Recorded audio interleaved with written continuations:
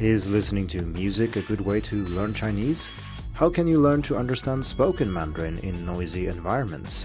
And what if your teacher speaks only in Chinese, but you don't understand what she says?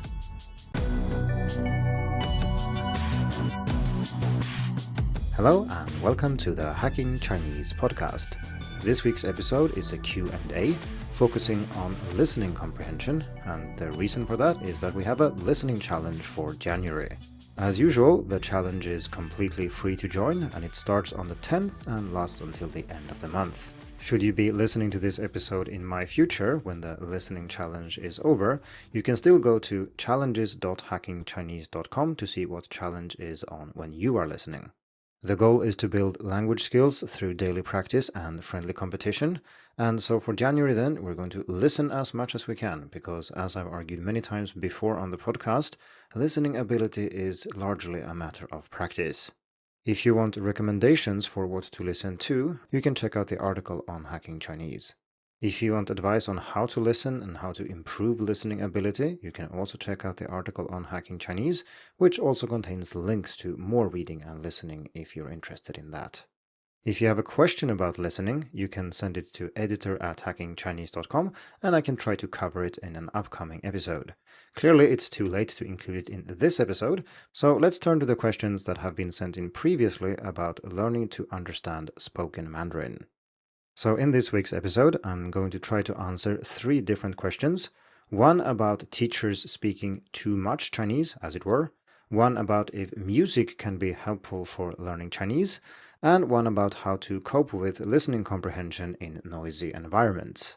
As usual, my goal in these Q&A sessions is not just to answer the question as it was asked by the student, but do so in a manner that is helpful for other students as well. So I will talk about the factors that influence the answer, what it depends on, and so on. And if you want to learn more about the things I'm talking about in this episode, I will provide links in the show notes to articles on Hacking Chinese where I go into more depth. So let's get started with the first question, which is from Emily, and she describes a situation where she's previously had one teacher for a semester who was very good at explaining things in English and making sure everybody understood what was going on, and now she has a new teacher who insists on speaking Chinese all the time, and she simply doesn't understand what this teacher says. What should Emily do? Let's zoom out a bit and see if we can understand the situation here. What we are witnessing here is a clash between teaching styles and indeed different ideas of what it means to learn a language, and also probably what the goal is. During her first semester, Emily had a teacher who made sure everybody understood, mostly by using English to explain things like grammar, words, and so on. If I were to guess what lessons looked like based on my experience, they were working their way through chapters in a textbook, and the teacher then explained the grammar and also the words, how they were used and so on. They read this text aloud maybe, they had some tests and so on, and maybe Emily did well in this course, and now that we have a new teacher and things are completely different, things are not going as well and learning Chinese suddenly feels frustrating. I can completely relate to this myself. My first year of learning was a little bit like Emily describes her first semester here, with a fairly strong emphasis on explicit knowledge, such as being able to explain a grammar pattern or say what something means in English. Then, when I started learning Chinese in an immersion environment with classmates who didn't necessarily speak English, my new teacher spoke almost entirely in Chinese, and I remember this as being very challenging in the beginning. Like I said, these are 2 different approaches to language teaching. One focuses on explicit knowledge and the other more on implicit knowledge and communication. The problem is that these don't transfer well to each other, so just because you know how to explain grammar patterns and characters and so on, that does not mean that you can understand spoken Chinese, as is clear from Emily's question here. You know all these words and sentence patterns and so on, but when a teacher uses these in context, you don't necessarily understand because that's not what you've practiced. If anybody asks you about how this grammar pattern works or what the words mean, well, then you might be able to answer these questions, but that is not the same as being able to understand spoken Mandarin. The opposite is also true, so just because you understand what someone says in Mandarin doesn't necessarily mean that you can explain why it's like that, and this is very common among native speakers of any language. You know how to use your native language, what it means, and so on, but you can't necessarily explain why it is like that. You don't have that explicit knowledge. And this gives us an important clue because we don't need explicit knowledge to be able to function well in a foreign language. It is easier to test, and many teachers also find it easier to teach, but as Emily has illustrated herself here, just because she knew all these things doesn't mean that she understands her new teacher, and the point of studying Chinese is to understand other people and be able to express yourself, and if you can't do that, it doesn't really matter what other things you do. Now, I'm making a big assumption here that Emily's new teacher is speaking Chinese at a level which is appropriate, and clearly it's not appropriate for Emily because she doesn't understand anything, but it is appropriate for the students who are used to their teacher speaking Chinese from day one. This doesn't necessarily mean that these students know more words and so on than Emily does, and that is not the problem here. It could just be that Emily knows the words, but she hasn't heard them in context often enough and can't parse them quickly enough and deal with all the other things that are associated with understanding spoken Mandarin, and so she doesn't understand. So if her old teacher had covered the same content, but mostly in Chinese, she would be able to understand this new teacher. I'm assuming then that the level is not twice as high as she's used to or something like that. This situation is not unusual, and in my university job I encounter it fairly often. Naturally, not all our courses are beginner courses, and that means that to the more advanced courses, people come from all over Sweden and sometimes outside of Sweden, and that means that they have studied Chinese somewhere else. And sometimes there's a mismatch between what they have done and what we are doing. So if our teachers are teaching mainly in Chinese, and they come from some other institution where they teach mostly in English about the language, as Emily described in this question, then they are going to struggle in the beginning. And it's not because they've studied less, it's just because they are simply not used to communicating in Chinese. But like I said, most people learn Chinese in order to communicate, so without having more detailed information about this case, I would say that Emily's new teacher is doing the right thing, and her old teacher maybe should have spoken more Chinese in class. Now, this doesn't help Emily, of course, so if you find yourself in this situation, what should you do? So first and foremost, don't panic. I just described that I found this very challenging after studying a year in Sweden and then suddenly being immersed in the language and having a teacher who spoke mostly in Chinese. And so how did I deal with that? Well, I tried to maintain a positive attitude and focused on the things that I did understand, because even if Emily says she doesn't understand anything, I doubt that's literally true. There are probably lots of words that she does understand and maybe other things too. So focus on these and pay attention. Your problem is likely one of speed, so that means that you are processing the spoken language too slowly, and that means that you can't keep up with the rate of speech, so you will fall behind, and the result will be that you don't understand. Again, I'm assuming now that the course is roughly on the right level, so the content is appropriate. So for example, if you look at a text or you get a transcript of something you're listening to, you should feel that yes, there are new things here, but it's roughly something that I could study. The problem is that the way it's covered in class, i.e. only in Chinese, makes it very difficult. But if you have studied for one semester and you realize that this class is about reading news in Chinese, well, the problem then isn't that your teacher is speaking only in Chinese, it is that the content is well above your level. But assuming that the level is roughly right, you should try to listen as much as you can. And this means things in class, obviously, but it also means other things that might be associated with your class. Do you have audio recordings of things? Does your teacher send out other things you should listen to? Listen to them, not just once, but many, many times until you really understand them. And then also listen to other things. Find your own podcasts or other things you like listening to. And as I mentioned at the beginning of this episode, you can check out the article for the listening challenge for recommendations. We also talked about beginner listening specifically in episode 130, so check that out too. As usual, I'll put links to these things in the description. So the answer to the question what you should do if your teacher suddenly starts speaking in Chinese and you don't understand anything is to persist, to listen as much as you can, to also preview if there are things you can preview, and review. But mainly it is just a matter of practice. The more you listen, the better you will get at it.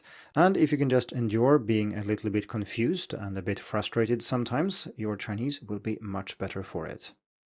So, moving on to question number 2, which is from Akash, who wants to know if listening to music will improve their Chinese. So, the short answer to this question is yes, but. So, there are two parts to it, and I will go through the yes bit first, and then we'll go through the but bit later. First and foremost, you need input, so that means reading and listening to learn a language. And music is a form of input. It contains spoken language, well, or sung language if you prefer, and there are also lyrics that you can study, so there is written language as well. Listening to music is a great way to get more input because it's fun, quite relaxing, and doesn't at all feel like studying. I mean, compare listening to something from your textbook to a song you really like. I think we can all agree that the song is more agreeable. This is important because it means you will do more of it, so even if it were less effective than some other method, you might still learn more simply because you're using it more often. Listening to music also fills a different niche compared to most other forms of listening, and there are two parameters that are interesting here. So one is that it's more fun and relaxing, as I just said. So that means that even if you don't feel like doing any other type of listening practice, you might still be okay with music, and that will then increase the amount of Chinese you're exposed to, and that's great. The other parameter is that music blends well with many other activities. For example, you might be able to listen to music while you work, but listening to an interview or a podcast while you work might be very distracting. Naturally, you're not going to learn as much having a Chinese song on in the background compared to focusing on a podcast episode or something like that, but it's better than nothing, and that is the point here. A big advantage with music is that it's something that most people are willing to memorize without really thinking about the fact that they are memorizing and learning something by heart. While I know that people are different when it comes to song lyrics, many people do learn the lyrics to lots of their favorite songs without actually trying to. In Chinese, if you're a beginner or intermediate learner, you might need to spend extra time with the lyrics to actually learn them. Just listening might not be enough. But you will then have an example or many examples of how these words are used in context and different grammar patterns and so on. And this is so much more fun than doing a drill in your textbook. Finally, I also think music can be useful for the cultural access that it grants, and music itself is, of course, part of the culture. And being aware of what famous bands there are and what the most popular songs are and so on can be useful for things like karaoke, but it's also just something that most people know. So in the West, for example, most people know who Elvis Presley is or who the Beatles were and so on, and having no clue about any of this will be limiting in some situations.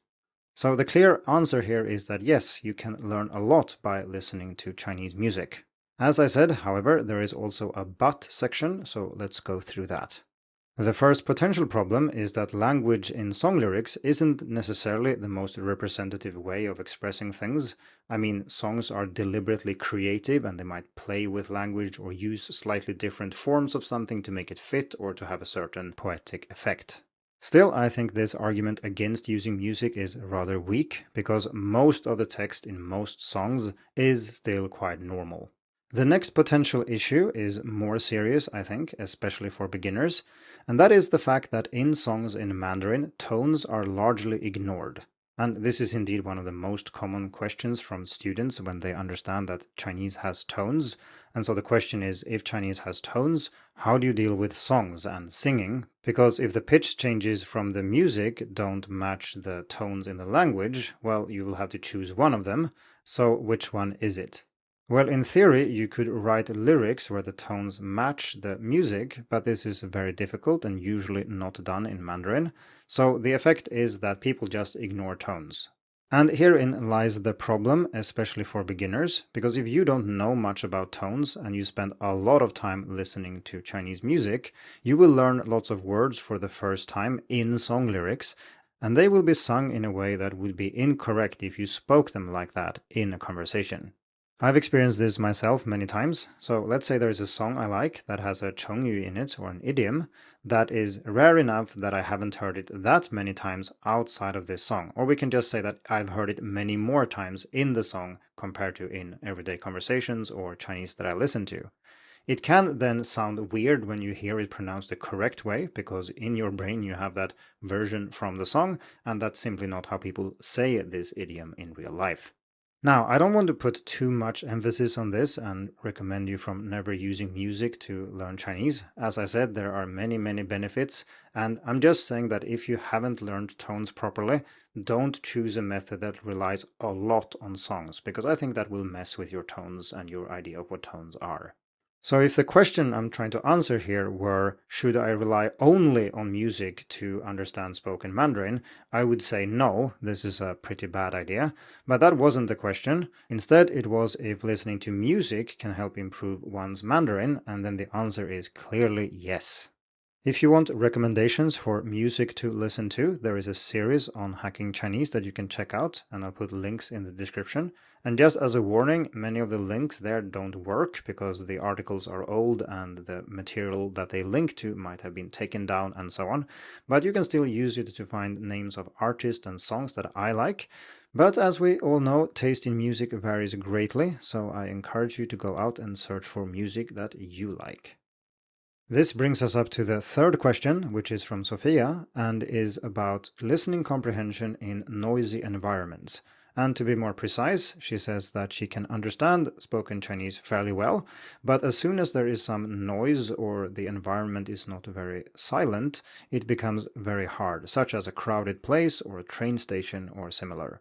And so the question is how to practice to learn to understand Mandarin even if the conditions aren't perfect. This is a great question, and I will try to answer it first by understanding what's going on. What is it that makes you not understand when there is noise compared to when there isn't? And then I will try to discuss how to practice to get around this problem. So if we have a noisy environment and we listen to something that somebody tells us in our native language, we can then usually figure out what they want to say, even if we don't hear all the words because it's too noisy or because the connection is bad if it's on a phone call or something like that. However, if we try to understand the same message in a second language, such as Chinese, we might then fail to understand. So why is that? Well, of course, it could be that the message itself is more complex and you don't understand it, but we can infer from the way this question is asked that this is not Sophia's problem. If there is no noise, she does understand, and when you add noise, she does not understand. So it's not about the language being too difficult or there being lots of unknown words or grammar or things like that. It is about the noise itself. Those of you who have listened to my Beyond Tingbodong series should be able to figure out what's going on here and maybe also be able to explain why we don't understand this in a second language compared to our first language. And for those who haven't yet listened to that series, you can check out episode 111, which contains the first part, and you can also find an overview of the entire series there. The key here is to realize that listening comprehension is about two entirely different types of processes, and they are called bottom-up and top-down. So bottom-up is about extracting information from the actual sounds and tones you're listening to. So you identify sounds, you identify words, you synthesize sentences, and you build up to some kind of understanding. Most people mistakenly believe that this is what listening ability is all about. But that is not the case, because in order to understand something, we also need to use things we already know, and this is then top-down processing. So instead of starting from the smallest units, the individual speech sounds and so on, and then building our way up to understanding, in top-down processing, we do the opposite. So we start with some kind of understanding and then use that to interpret what we hear. We talked more about this in episode 121, which is part 3 in the Beyond Tingbodong series, but to put it briefly, there are several different kinds of knowledge that you can draw on to make sense of Chinese you hear. First, we have linguistic knowledge, so this is information or knowledge about the Chinese language. It could, for example, be how words are used, it could be about grammar patterns and things like that. It should be clear how this can be beneficial when listening in a noisy environment, because if you don't hear a word, but you did hear the rest of the sentence, you can make very good predictions of what the missing word is, but that assumes that you know the structure of the sentence, what type of word might fit in that slot you didn't hear, and so on. And based then on all these other things, you might be able to make a very good guess of what you didn't hear. Now, I'm not saying that this is a conscious process where you reason with yourself and you come up with an answer 15 seconds later. I'm saying that your brain is doing this automatically and very, very quickly. But in order to do that, it needs to have these deeply embedded in your memory, otherwise you won't be able to draw on this knowledge to figure out the missing word. Still, linguistic knowledge is only one type of knowledge we can draw on. There are also other types that aren't related to the language at all. First, we have pragmatic knowledge, which is about how the language is used in real-world contexts, and this might then be different from the basic meaning of words. And in the Beyond Tingbudong series, I use the "Ni chi le ma" as an example, and on the surface, this means "have you eaten?" but it is often just a greeting. This type of knowledge is not very useful for listening in noisy environments. It's more about being able to interpret what you hear, but if you don't hear it, this doesn't really apply. So let's move on to the second type. Discursive knowledge is about the structure of conversations or of texts in specific contexts. So for example, we know a lot about how our own language is typically used in different situations. For example, what do people say when they talk to a stranger on the phone? What do you say when you enter a restaurant? What do the people who work there say to you, and what are you expected to say in return? And so on. These things are not identical across cultures, so having this discursive knowledge is very useful for understanding spoken Chinese in noisy environments, because if you can predict what someone is going to say, or you have some good idea of what they might say, you don't actually need to hear everything they say to interpret it correctly. However, if their behavior or the things they say deviate from what you expect them to say, it's going to be very difficult. And this is of course true even if it isn't a noisy environment, it's true for listening in general. And that is indeed the case for all the knowledge types I'm talking about here. I'm just bringing up top-down processing here because this is what you really need to understand spoken Chinese in noisy environments in particular. So the final kind of knowledge that you need is world knowledge, and this is essentially facts about the world in which we live. And this could be very big things. So if you hear someone say the capital of France is, you know to a very high degree of certainty that they said Paris, and you don't actually need to hear the word. This is not limited to big things either. It could be things only you know or only a few people know. So an example I think I also used in the Beyond Tingbudong series is that I had a conversation with my brother who was on the metro here, and the line was really bad, so I heard basically maybe 50% of the words that he said, but I still understood almost every sentence, which would be completely impossible for anybody else regardless of language skills, because the reason I understood what he said was that we were continuing a conversation we had had before. I knew he was talking about work, I know about his work, I know about his situation, and roughly what he was trying to say in advance. I could guess that based on what he had said previously. Also, knowing things about what his work situation is like and things like that makes it much easier to understand what he's saying, even if I'm not hearing all the words. I hope it's clear by now why this type of top-down processing is necessary to understand spoken Mandarin in noisy situations, because with this type of knowledge, you can interpolate a lot of things that you didn't hear because of noise or because of something else. And that means that you can understand even if you didn't hear all the words. So the reason then that Sophia doesn't understand Chinese when there is a noisy environment compared to when there isn't is because her top-down processing isn't good enough.